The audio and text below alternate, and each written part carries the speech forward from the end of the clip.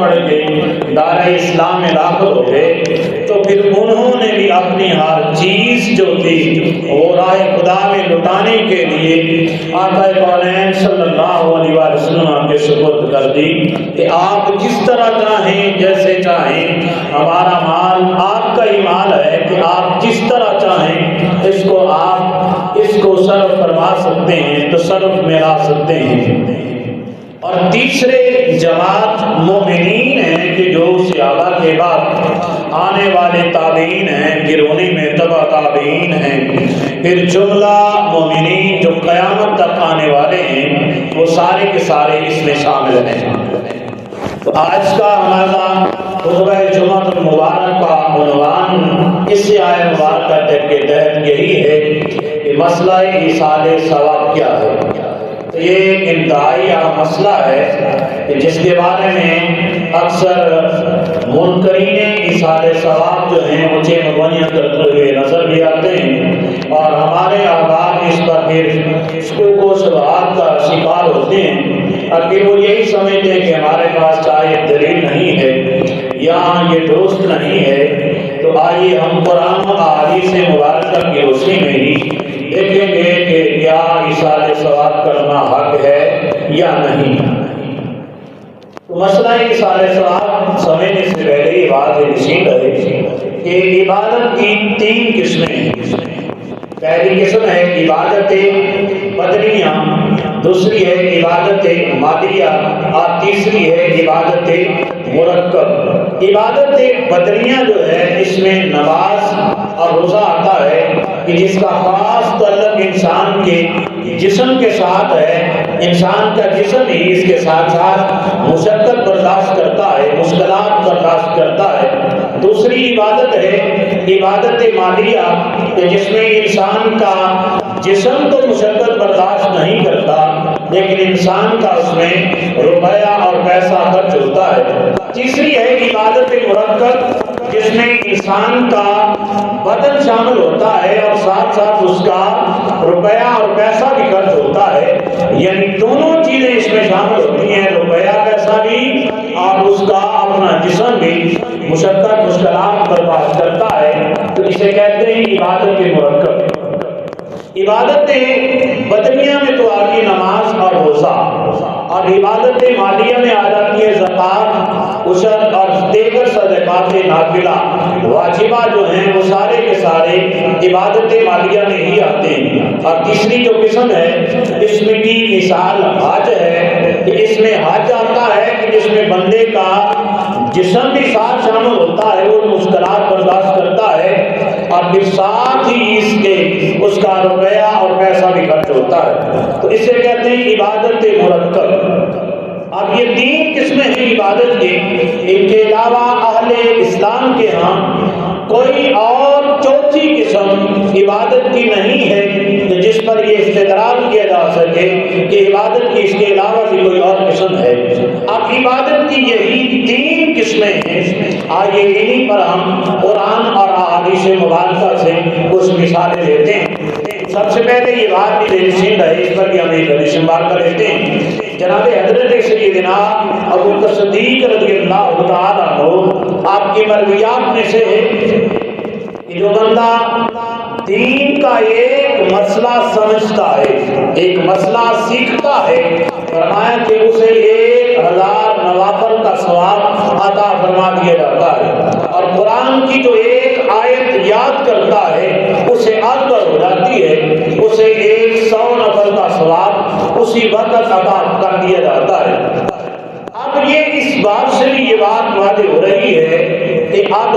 مسئلہ جو ہے وہ تو ایک عالم دین ہی بتا سکتا ہے۔ اب حافظ جو ہے وہ قرآن کی آیت تو پڑھ لے گا لیکن اسے قرآن کی آیت کا مفہوم جو ہے اور جو اس سے مسائل اخذ ہو رہے ہیں، جو مسائل مستنبط ہوتے ہیں، جو مسائل نکلتے ہیں، وہ اس پر گفتگو نہیں کر سکتا کہ اس آیت مبارکہ میں اللہ رب العالمین کا کیا کیا فرامین ہیں اور اس سے کیا کیا مسائل نکلتے ہیں۔ اس سے یہ پتہ چلا کہ عالم دین کا مقام و مرتبہ ایک حافظ قرآن سے کئی گنا بڑا ہے۔ اسی لیے کہا کہ ایک مسئلہ جو دین کا سیکھا جاتا ہے، جو سمجھا جاتا ہے، اس پر 1000 نوافل کا ثواب اسے اسی وقت عطا کر دیا جاتا ہے۔ دعائے کہ اللہ رب العالمین مجھے سمجھانے کی اور آپ بات کو سننے کی توفیق عطا فرمائے۔ کوشش کروں گا کہ میں مسئلہ سمجھا سکوں۔ تو اب یہ بات آ گئی، اب پہلے یہ ذہن نشین رہے کہ اس پر ایصال ثواب جو ہے اس کی فنی حیثیت کیا ہے۔ اب اس پر بھی غور کرنے کی تھوڑی سی توجہ کرنے کی ضرورت ہے کہ مسئلہ ایصال ثواب جو ہے یہ اس کا نام ہم لے لیتے ہیں قربانی، اس کا کوئی نام لے لیتا ہے تیجا، کوئی نام لیتا ہے ساکات، کوئی نام لیتا ہے اس کا 10واں، کوئی نام لیتا ہے اس کا 40واں، یا اس کے بعد کوئی چھٹا یا سالانہ لے لیتا ہے۔ اس کے علاوہ بھی کسی نے کوئی نام رکھا ہوگا۔ تو یہ سارے کے سارے نام جتنے ہم استعمال کرتے ہیں یہ سارے کے سارے عرف عام میں استعمال ہوتے ہیں، اور ان کی اصل جو ہے وہ ایصال ثواب ہے۔ اب آپ کس طرح سے کرتے ہیں ایصال ثواب، یہ آپ پر منحصر ہے کہ آپ کس طرح کرتے ہیں۔ اور جو مربجہ طریقہ ہے ہمارا کہ ہم ایک دن مقرر کرتے ہیں، جس طرح 10واں ہے 40واں ہے، ہم ایک دن مقرر کر لیتے ہیں، پھر اس پر ہم کھانا بناتے ہیں، محفل کرواتے ہیں۔ یہ جو مربجہ طریقہ ہے یہ مربجہ طریقہ مستحب ہے، یہ فرض واجب نہیں ہے۔ اور یہ بات یہ نشین بھی رہے کہ مسئلہ ایصال ثواب جو ہے کرنا یہ فرض واجب نہیں ہے جس طرح آج کل ہم کر رہے ہیں۔ اب فرض کیا چیز ہے؟ فرض چیز جو ہے ایصال ثواب کرنا وہ یہ ہے کہ آپ اپنے فوت شدگان کے لیے کوئی بھی صدقہ و خیرات کرتے ہیں، نماز پڑھتے ہیں، قرآن کی آیت پڑھتے ہیں، یا کوئی بھی آپ مسئلہ بیان کرتے ہیں، تو اس کا ثواب جو ہے وہ آپ اپنے فوت شدگان کی طرف اس کی نسبت فرما دیتے ہیں، تو اسے کہتے ہیں ایصال ثواب۔ اب ایصال ثواب کا مطلب کیا ہے؟ ایصال کا مطلب ہوتا ہے پہنچانا، بھیجنا، اور ثواب کا مطلب کہ ثواب پہنچانا۔ اب جو فوت شدہ ہے، جو فوت شدہ ہونے والا مرد یا خاتون ہے یا بچہ ہے، اس کی طرف سے جو ایصال ثواب کیا جاتا ہے، جو اسے پہنچایا جاتا ہے، بھیجا جاتا ہے، اسے کہتے ہیں ایصال ثواب کرنا۔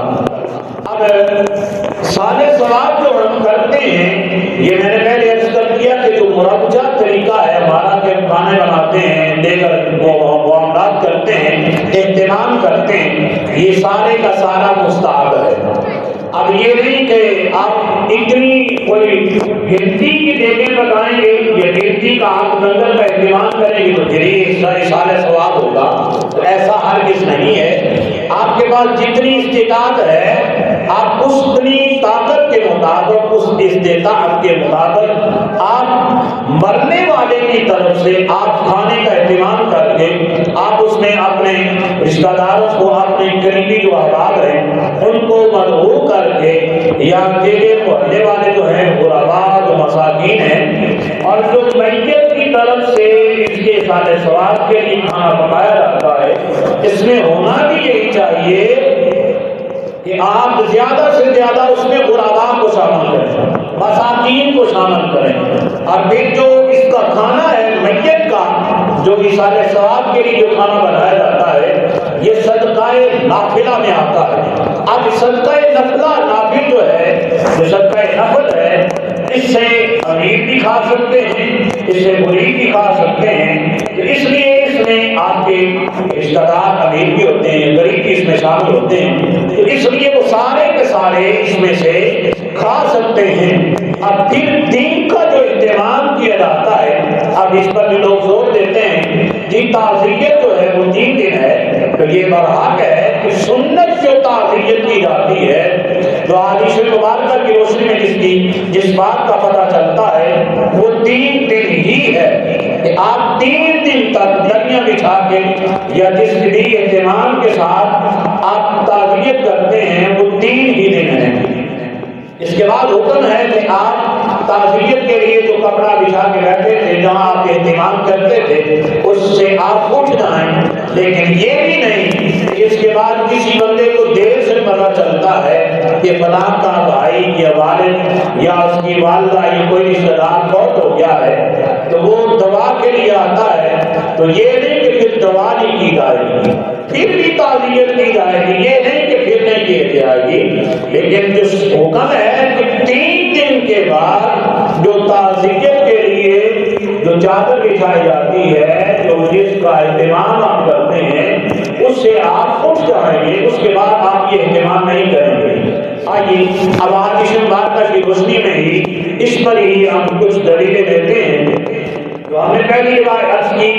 کہ پہلی قسم کون سی عبادت کی عبادت ہے؟